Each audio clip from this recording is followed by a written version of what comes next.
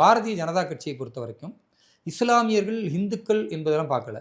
இந்த தொகுதியில் அவர் நின்றா வெற்றி பெறுவாரா? மக்களிடத்தில் அவருக்கு அடையாளம் இருக்கா? அந்த தொகுதியில் அவருக்கு பரிச்சயம் இருக்கா?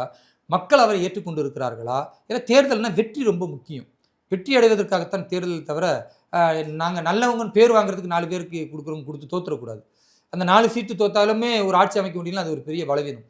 திமுக ஒரு வலுவான கூட்டணி என்ற பிம்பம் கட்டமைத்திருக்கும் போது, அதை உடைச்சிட்டு நாங்க இன்னைக்கு ஆட்சியை பிடிக்கணும் போது, சரியான நபர்களை போடணும். அதில் கண்டிப்பாக இஸ்லாமியர்களும், கிறிஸ்துவர்களும், எல்லா மதத்தினரும், எல்லா சமூகத்தினரும் பங்கேற்கும் விதமாகத்தான் நிச்சயமாக இருக்கும் என்று நான் நம்புகிறேன்.